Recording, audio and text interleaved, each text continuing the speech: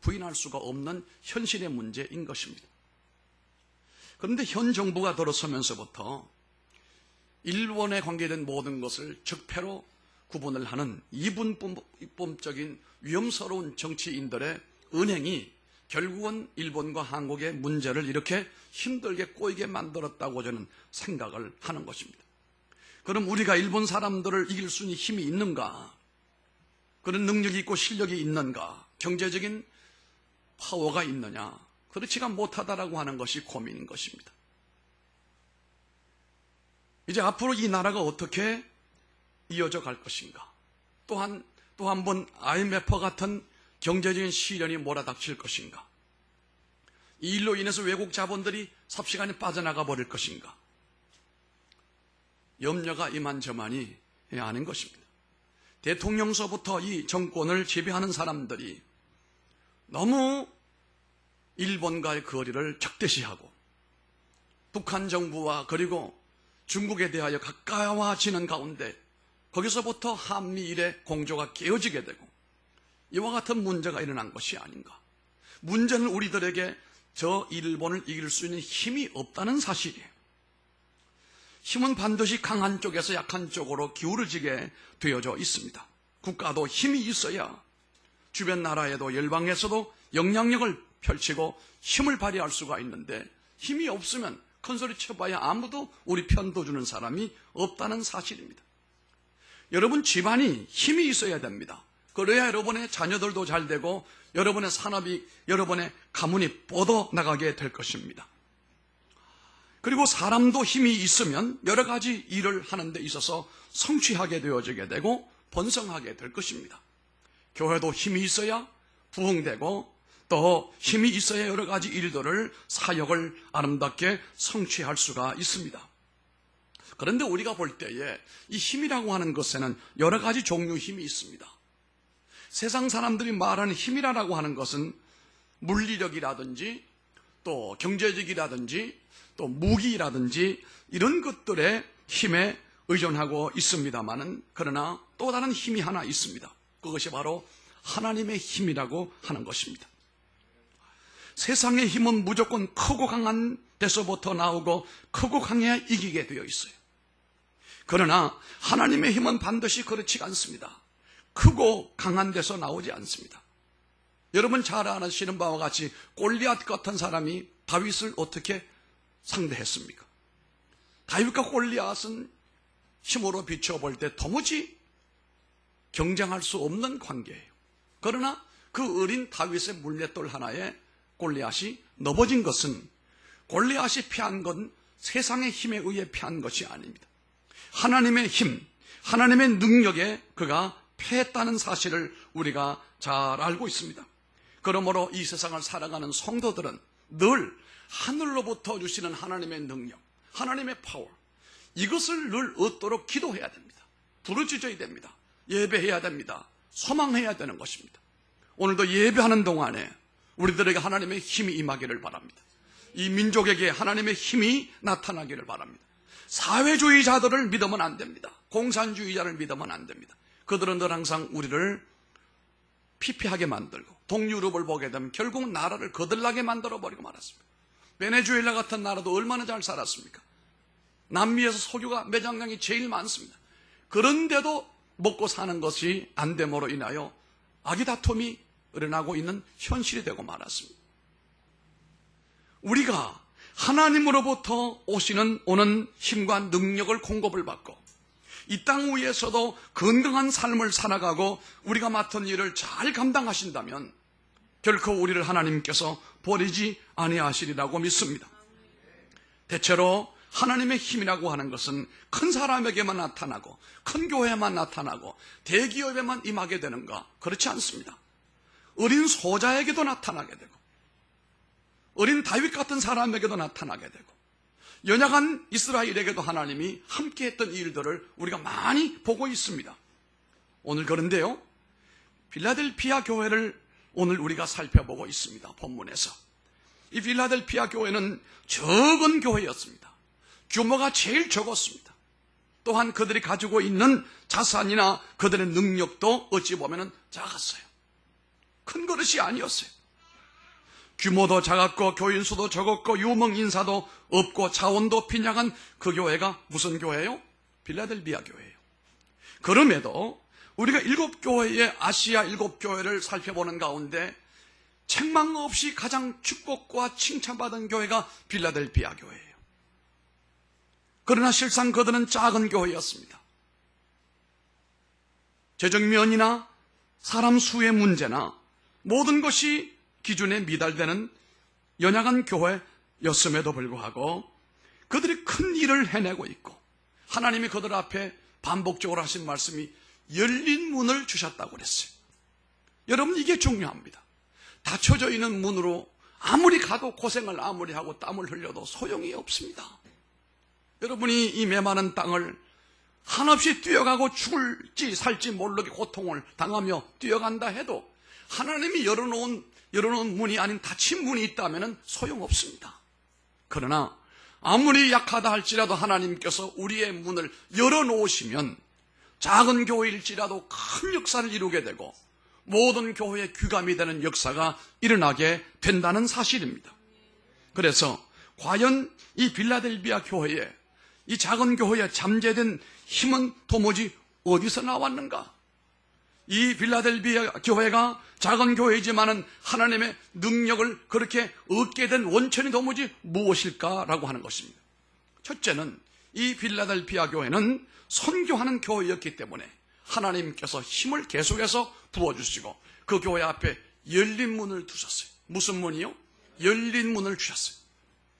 사실 빌라델비아라고 하는 이 말은 헬라 문화를, 로마의 문화를 이곳에 퍼뜨리기 위해서 만들어 놓은 인위적인 도시였어요. 의도적으로 건설된 그런 지역이에요. 그곳에 교회가 세워졌습니다.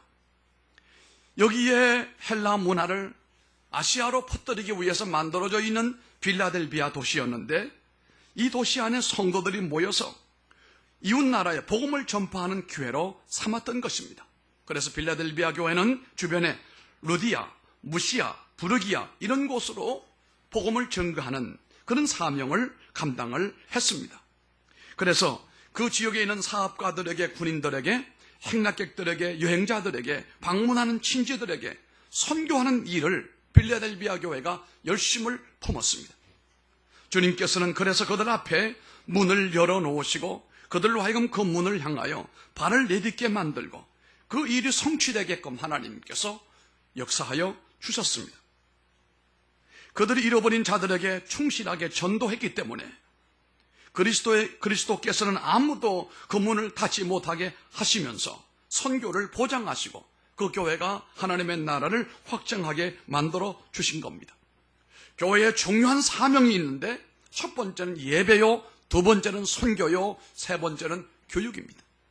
우리 성도들이 주님 나라 갈 때까지 교육과 훈련을 반복적으로 받아야 해요. 아멘. 그래서 우리가 하나님 앞에 훈련된 사람과 훈련되지 못한 사람은 천장지차입니다. 군인도 말입니다. 철저히 훈련받은 특수부대 요원과 그저 옷만 군복을 입었지 헐렁헐렁 다니고 있는 그런 군인은 비교가 되지 않아요. 비교가 되지 않아요. 성도들도 많이 모였다. 수백 명, 수천 명, 수만 명이 그 중요한 게 아닙니다. 정말로 주님 위하여 훈련받은 성도가 얼마나 되는가. 양질의 훈련을 받고 어떤 일을 맡겼을지라도 그 일을 성취할 수 있는 성도가 얼마나 되느냐, 이게 중요한 거예요. 오늘 우리가 사람 숫자가 적다고 절대로 낙심하지 말기를 바랍니다. 2분의 장로님, 5분의 권사님, 모든 성도들이 자꾸 자기를 닦아 훈련하고 신앙으로 훈련받고 교육받고 연단받아서 하늘에 빛나는 별처럼 빛나면, 다이아몬드처럼 아름다우면 이 사람들에게 하나님께서는 열린 문을 주시겠다, 그렇게 말씀하시는 것입니다. 이 빌라델비아 교회는 적은 교회라고 그들이 낙심하지 아니하고 하나님이 열어놓은 그 문을 향하여 끊임없이 나가면서 헌신하고 충성하고 복음을 증거했습니다. 바로 그들은 하나님 주신 힘을 사용했습니다. 동산의 교회도 하나님께서 힘 주시고 그 힘으로 우리가 지금까지 왔습니다. 앞으로도 그 힘으로 이끌림을 받기를 바랍니다. 그리스도에게 초점을 맞추고 그리스도가 원하시는 일을 우리 모두가 기쁨으로 환영하고 감당해 나가면 교회나 사람에게나 지금도 하나님께서 계속해서 힘을 주시게 되어 있습니다. 이것이 잠재적인 힘의 원천입니다. 교회의 힘이 바로 여기에 있는 겁니다. 무슨 유명한 정치인이나 연예인들이 나와서가 아니고 사람 숫자가 많아서가 아니고 교회 건물이 아름다워서가 아닌 것입니다. 하나님의 잠재된 힘의 원천은 하나님의 마음을 기쁘시게 할 뿐만 아니라 훈련된 사람들이 하나님께서 열어놓으신 문을 향하여 힘차게 나갈 때에 주시는 것입니다. 저는 우리 교회가 그렇게 되기를 빌고 있습니다. 우리 성도들이 그렇게 되기를 힘쓰시기를 바랍니다. 모든 성도들이 하나님이 힘주시는 원천인 선교에 동참시키려고 하시는 것을 아시기를 바랍니다. 성도들의 기업도 어찌 보면 선교를 위해서 주신 것인지 모르겠습니다. 하나님의 힘을 얻고 큰 일을 감당할 수 있도록 우리가 선교 사업에도 동참하시고 하나님의 나라 사업에도 크게 동참을 하기를 바랍니다. 여러분 가정이 복을 받고 뻗어나가는 일이 바로 여기에 있다는 사실입니다. 분명히 믿는 것은 여러분의 기업에서 지금보다 더 큰 선교 사역에 동참하기를 바랍니다. 필라델비아 교회가 헬라 문화를 전하기 위해서 세워진 도시였지만 그리스도인들은 그곳에서 이웃 주변 나라들에게 복음을 증가하는 기회로 삼았더니 작은 필라델비아 교회지만 하나님께서 칭찬받는 교회로 축복된 교회로 삼아주셨어요. 우리 교회가 여기에 머물지라도 선교를 줄이지 말아야 됩니다. 선교 열정을 뜨겁게 해야 되는 것입니다. 힘차게 복음을 증가하다 보면은 주님이 우리들에게 힘을 주실 줄로 믿습니다. 두 번째는 그들이 그리스도의 말씀을 지킬 때에 하나님의 힘을 공급을 받았습니다. 성도가 말씀을 따라 살면 하나님의 힘이 임하게 되어 있습니다. 그들은 주님의 말씀을 공부하고 듣고 그리고 그렇게 살고 그 말씀을 전파하며 살았습니다. 여기서 하나님이 그들에게 힘을 주셨어요. 나라도 지키지 못하면 넘어지고 재산도 지키지 못하면 남의 것이 되잖아요. 명예도 지키지 못하면 무너져 버리고 맙니다. 그리고 신앙도 지키지 못하면 깨어져 버리고 마는 것입니다. 여러분의 신앙을 지키시기를 바랍니다. 여러분 가정의 신앙을 지키시기를 바랍니다. 믿음의 가장이 되고 믿음의 가장이 되어서 가정신앙을 하나님 앞에서 늘 항상 점검을 하고 여러분의 가정이 하나님 앞에 아름답게 쓰임받고 헌신되고 복을 받을 수 있는 가정이냐 지금 우리 딸은 우리 아들은 믿음의 정상을 지키고 있는가 내 남편 내 아내는 믿음의 정도를 걷고 있는가 살펴야 되는 것입니다. 그래야 여러분 가정에 하나님께서 계속되는 힘을 공급해 주시는 것입니다. 사무엘은 아주 어릴 때부터 하나님의 은혜로 살았어요. 그 어머니가 아이를 낳지 못했을 때 그가 얼마나 기도했습니까? 그 뜨거운 눈물의 기도에 하나님이 감복을 하시고 그의 태의 문을 열어 자식을 주셨어요. 이 어린아이를 하나님 앞에 낳기 전에 소원 기도를 합니다. 하나님 내게 아들을 주시면 하나님께 바치겠습니다.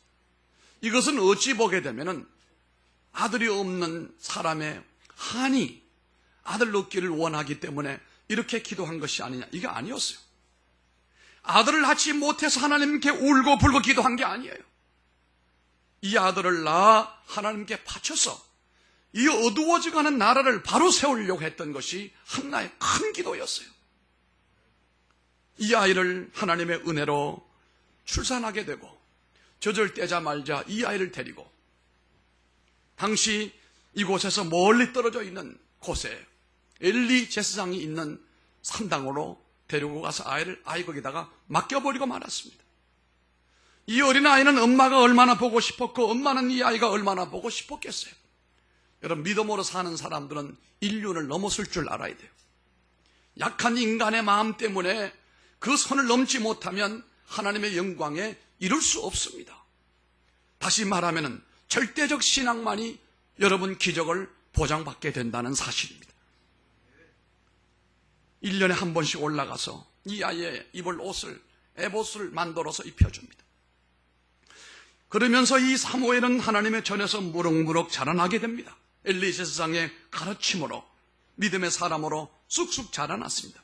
그런데요, 그 시대에 엘리의 두 아들이 있는데 이 사무엘보다는 나이가 좀 많아요. 홈니와 비느하스라고. 두 아들도 함께 제사장의 설화에서 자라나게 됐는데 사무엘은 철저히 엘리 제사장이 가르쳐준 대로 말씀대로 살았어요. 그러나 홈니와 비느하스는 아버지 말대로 듣지 않았습니다. 제사장 말씀대로 따라하지 않았습니다. 말씀 순종하지 않았습니다. 여러분, 자녀들을 말씀으로 키우세요. 자녀들이 하나님 말씀에 아멘하게 키우시라 이 말이에요. 그것이 하나님 앞에서 부모가 할 중요한 일이 아닐 수가 없습니다. 이 두 청년이 성장을 했는데 마침내 두 아들은 방탕과 타락으로 이어지게 되고 하나님의 성전에서 범죄하게 되어지고 마침내 전쟁에 나갔는데 비참하게 같은 날 둘이 죽어버리고 말았습니다. 이 소식을 전해 들은 엘리 제사장이 의자에 앉았다가 넘어져서 목이 부러져 죽었다고 그랬어요. 온 집안이 그날 다 멸망해버리고 말았습니다. 그런데요, 그 시대에 사무엘이라고 하는 사람은 그렇지 않았어요. 돋는 해와 같이 하나님께서 그를 크게 만들어 주셨습니다. 사사시대를 그로 하여금 마무리 짓게 만들고 이스라엘의 나라를 왕국을 세우는 일에 사무엘을 하나님이 사용을 하십니다. 뿐만 아니라 영적인 르네상스를 꿈꾸기 위해서 미스바 회개운동을 일으킵니다. 어두워진 이스라엘의 역사를 환하게 만들어 놨던 인물이 사무엘이었습니다.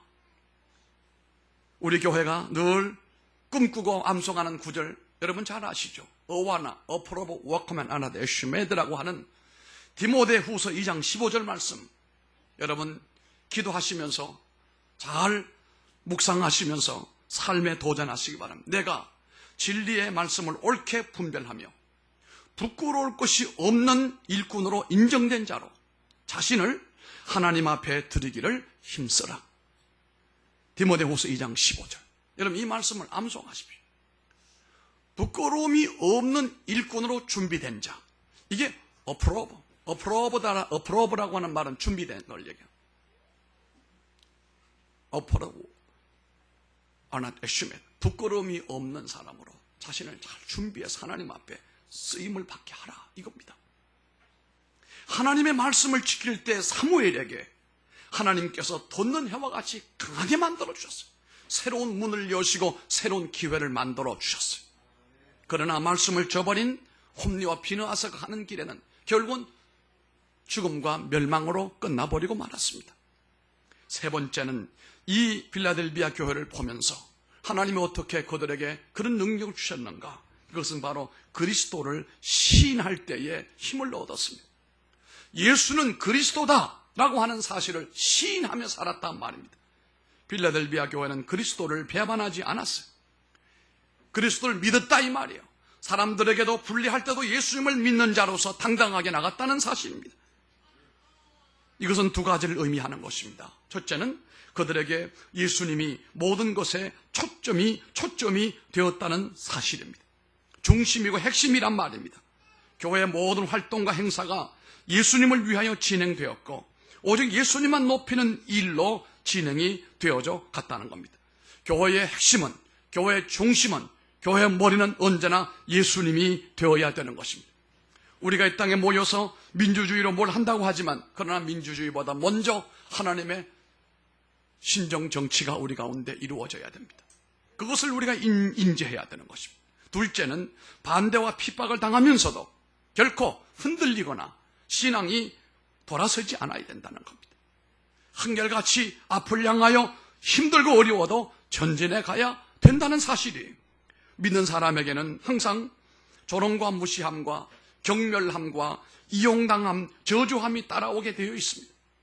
그리스도인들에게는 예수님의 제자서부터 오늘까지 그 신앙생활에 여러 가지 어려움 역경이 없었던 사람은 하나도 없습니다. 특히 이 땅에도 우상숭배 가득한 문화 속에, 유교 문화 속에, 변질된 불교 문화 속에 복음이 들어왔을 때 얼마나 많이 기독교인들이 조롱당하고 얼마나 많이 피 흘렸습니까? 그럼에도 굴복하지 않고 그 믿음으로 전진해 가서 오늘 같은 교회가 아름다운 모습으로 왕성하게 되어진 것 아니겠습니까? 어떤 경우일지라도 여러분의 믿음의 가치를 저버리지 말고 그 믿음을 붙들고 여러분 삶을 도전해 나가기를 바랍니다. 이때 자신도 모르게 우리의 마음에 하나님께서 힘을 주시고 우리가 넘어져야 할 사람이 넘어지지 아니하고 끝까지 주님을 따르게 된다는 사실입니다. 주님께서 마태복음 5장 11절로 12절에 보니까 나를 인하여 너희를 욕하고 핍박하고 거짓으로 너희를 거스려 모든 악한 말을 할 때에는 너희에게 복이 있나니 기뻐하고 즐거워하라. 하늘에서 너희에게 복이 있나니 기뻐하고 즐거워하라. 하늘에서 너희의 상이 큽니다. 너희 전에 있던 선지자들을 이같이 핍박하였느니라. 그렇게 말씀을 했습니다. 여러분들은 세상에 의해서 믿음이 도전받을 때에 굴복하지 마시길 바랍니다. 믿음의 도전이 올 때 응전으로 받아치기를 바랍니다. 신앙의 위기를 만날 때 무릎을 꿇지 말고 주의 도심 가운데 도리어 일어서야 된다, 이 말씀입니다. 특별히 여러분 주변 사람들 가운데, 친구들 가운데, 공중들 앞에서 여러분의 신앙을 숨기지 말고 여러분의 신앙을 드러내시길 바라고 여러분의 신앙을 시인하기를 바랍니다. 그때 하나님이 힘주시는 거예요. 마태복음 10장 32절로 33절에 보니까 누구든지 사람 앞에서 나를 시인하면 나도 하늘에 계신 내 아버지 앞에서 저를 시인할 것이요, 누구든지 사람 앞에서 나를 부인하면 나도 하늘의 아버지 앞에서 저를 부인하리라 말씀했습니다. 어떤 경우일지라도 그곳에서 여러분들이 신앙을 시인하시길 바라고 그 믿음을 인정하기를 바랍니다. 할렐루야. 추운 날 불곁을 떠날수록 점점 추워지는 것처럼 주님을 자꾸 멀리하게 되면, 교회를 멀리하게 되면 멀리할수록 내 삶의 절망과 좌절이 다가오게 되는 것은 내 안에 하나님의 힘이 떠났기 때문에 그렇습니다. 하나님의 힘이 점점 멀어지면 우리의 삶이 점점 힘들어져요. 그러나 하나님께서 우리에게 힘 주시고 다가오시면 우리가 어떤 절망적인 환경 가운데서도 넘어지지 않아요. 절망하지 않아요. 저는 우리 주님께서 33년 이 땅에 사시는 동안에 가장 가슴 아팠던 사건이 무엇일까 했을 때 두 가지로 생각이 되어져요. 하나는 가룟 유다가 자신을 배반하고 배신하고 팔아먹은 사건, 정말로 주님에게는 가슴이 아팠을 거예요. 두 번째는 부자 청년입니다. 부자 청년이 찾아와가지고 어떻게 하면 영생을 얻을 수가 있을까요? 라고 했을 때 마지막으로 주님께서 가진 것을 팔아서 어려운 사람들 도와주고 나를 따르라, 그리하면 나의 제자가 되리라 라고 했는데, 그 돈 몇 푼이 연을 끊지 못하고 내가 어떻게 그 돈을 다 버릴 수 있느냐, 차라리 내가 예수님의 제자가 안 되는 것이 낫지 하면서 뒤돌아갔습니다. 그 뒷모습을 예수님이 보신 거예요. 그때가 어두운 저녁이었어요. 어두움 속으로 등을 돌리고 돌아갔다, 이 말입니다. 저는 목회하면서 한 가지 원칙이 있습니다. 하나님 앞에서 절대로 등을 보이지 말아라. 하나님 앞에 늘 항상 우리의 얼굴을 보이게 하라. 여러분이 교회를 섬겨도 덩어리를 보이고 섬기지 말고 여러분의 정면 얼굴을 하나님을 향하고 일하시길 바랍니다. 하나님이 여러분의 얼굴에 은혜를 주시고 여러분의 얼굴에 영광을 비추어 주시기 때문에 그렇습니다. 절대로 등을 돌리고 어두움 속으로 사라지지 말라 이거예요. 떠나가는 방법도 등 돌리고 떠나가는 사람이 있어요. 결코 그는 어디 가도 형통하지 못합니다. 되는 것 같지만 절대로 되는 법이 없어요. 우리가 하나님 앞에서 예수님이 가슴 아파했던 이 두 사건, 예수님을 팔아먹은 배도자, 예수님의 길을 사명과 은혜의 길을 저버리고 어두움으로 갔던 그 사람처럼 되지 않고 날마다 하나님의 말씀과 하나님의 은혜와 인도를 따라 도전하는 우리가 된다면 하나님이 여러분에게 힘주시고 우리 교회 위에 힘주십니다. 빌라델비아 교회는 적은 능력으로도 큰 일을 계속하여 이루고 있습니다. 그 힘은 세상에서 온 것이 아니고 하나님께로 왔음을 우리가 알게 됐습니다. 여러분도 이제 내 조그마한 힘만 믿지 말고 하나님의 힘을 사용하기를 바랍니다. 예수님은 지금도 사람들과 달리 나를 사용하고 나를 이용해라, 나를 통해서 힘을 얻어라, 나를 통하여 병도 낫고 나를 통해서 두 발로 일어서라고 우리들에게 용기를 주고 계시는 분이에요. 교회만 왔다 갔다 하지 말아요. 여러분 자리만 덮여놓고 떠나지 말고 그 자리에서 하나님의 은혜를 입고 하나님의 능력을 덧입으라 이 말이에요. 하나님 주신 힘을 얻어서 그래야 성도가 세상에 나가서도 해처럼 승리할 수가 있단 말이에요. 패배자가 되지 아니하고 눌리지 아니하고 하나님의 도구로 쓰임받게 된다는 사실입니다. 점점 세상은 힘들어져 갈 겁니다. 이제 앞으로 우리가 만날 모든 환경은 이전보다 점점 어려워져 갈 거예요. 이 정부, 이 정권이 방향을 바꾸지 아니하면 점점 우리의 삶은 힘들고 가시밭길로 간다 이거예요. 기도하시길 바랍니다. 선한 정치인들이 나타나서 모든 국민을 평안하게 만들고 성장할 수 있는 지도자를 위해서 기도하시길 바랍니다. 아멘을 왜 안 해? 제가 얼마 전에 요청을 하나 받았어요. 오늘 얘기를 내가 안 하려고 하는데 자꾸 내 마음에 감동이 와요. 나라가 이게 뭐냐? 지금 부울경, 부산, 울산, 경상, 남도 쪽에서 현 대통령 하야 운동이 벌어지고 있어요. 다음 주에 아마 대구에서 또 진행된다고 그랬어요.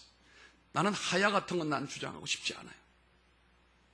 국민이 뽑은 대통령이고 국민들이 원했으니까 누가 뭐라고 할 수 있겠어요. 그러나 다음 이 환경은 달라져야 된다. 사회주의로 가면 안 되고 공산주의로 가면 안 된다는 사실이에요. 대한민국은 이승만 대통령이 나라를 건국할 때에 그가 고통당하는 가운데 힘쓰며 애썼던 것이 무엇입니까? 공산주의 때문에는 우리는 결코 안 된다. 공산주의. 자유민주주의로 가야 된다. 그래서 미국 사람들에게 로비를 하고 그 사람들을 끌어들이고 해서 생긴 나라가 우리나라고, 북에 있는 공산주의를 갖고 있는 동포들을 우리가 사랑은 해야 돼요. 그러나 그들의 사상과 그들의 노선을 따라가면 안 됩니다. 우리는 공산주의로 가면 안 됩니다. 교회와 공산주의는 공존할 수가 없어요. 전라남도에 있는 우리 친구들이 많아요. 진심 있는 얘기를 하게 되면 알아듣는 사람이 있어요. 그러나 알아 못 듣는 사람이 있어요. 이상한 생각을 해가지고 당신은 내가 볼 땐 보수주의, 개혁주의 신앙인이 아니고 종북주의자예요. 내가. 대한민국은 누가 뭐라고 해도 자유민주주의로 가야 된다. 시장자본주의로 가야 된다. 교회가 이 나라에 항상 앞장서야 된다. 교회가 없는 사회 우리는 인정할 수가 없다. 나는 목사로서 정권에 대하여 누구 정권을 더 좋아하고 안 좋아하는 게 문제가 아니야. 교회가 위험을 당하는 건 참을 수가 없다. 그랬더니 무너져 있는 이 보수 쪽에서 이제 날짜를 잡아가지고 보수 대연합통합을 하는데, 창립총회를 하는데 제가 아는 어떤 사람이 얘기를 했습니다. 목사님이 5분 동안 교회를 대표해, 개신교를 대표해서 연설을 해 주시기 바랍니다. 처음에 제가 사양을 했습니다. 나보다 더 애국자 많으니까 나는 거기 나가서 연설할 정도의 인물이 못 되니 유명한 사람 많지 않느냐, 그런 사람을 택하라. 그랬더니 아닙니다. 우리가 내부 의논을 많이 했는데 정말로 깨어있는 살아있는 애국자가 필요하다. 목사들 가운데. 그러니 5분 동안 연설해 주시고 그 대신에 정말로 애국자인 목사님들을 10분 정도를 좀 모시고 오시면 우리가 그 목사님들의 지도를 따라서 보수주의가 사방으로 흩어져 있는 보수주의자들이 하나로 합하게 되고, 그래서 어떻게 하든지 나라를 건져야 되지 않느냐. 하도 그래서 제가 허락을 했습니다. 연설하러 갈 거예요. 그 연설이 다른 연설이 아닙니다. 이 나라가 어떻게 생겼는지, 이 나라가 앞으로 어떻게 가야 할지를 교회도 이젠 일어나야 돼요. 목사도 일어나야 돼요. 왜 일본이 갑자기 우리와 이렇게 단절을 하느냐? 이로 인해서 어떤 상황이 벌어지게 될 것인가? 뻔한 겁니다, 여러분. 일본하고 등지고 북한하고 중국과 가까워지면 우리나라 태생은 한미일 공조가 되지 않으면 우리는 기독교를 지킬 수가 없어요. 교회를 지킬 수가 없어요. 그 방향으로 다시 되돌려야 우리가 번영하고 번성하던 대로 계속해서 나갈 수가 있다는 겁니다. 우리가 한일 협약을 할 때 몰라가지고 협약했습니까? 다 알았어요. 그러나 언제 살기 힘들고 어려우니 우리가 저 돈을 받아가지고 그래도 일어나야 되겠다고 해가지고 조약을 맺었으면 국제조약은 지켜져야 되는 거 아니겠어요? 혹 마음이 들지 않는 문제는 합리적으로 대화를 하고 국제사회에 호소를 내가지고 좋은 방법으로 이걸 끌고 가야지.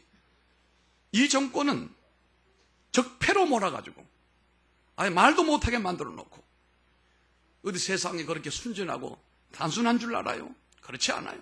우리 교회는 개혁주의 교회입니다. 개혁주의 교회는 국가가 중요하다. 국가가 있어야, 나라가 있어야 교회도 있다. 그런데 그 나라가 공산주의나 사회주의는 결코 아니다.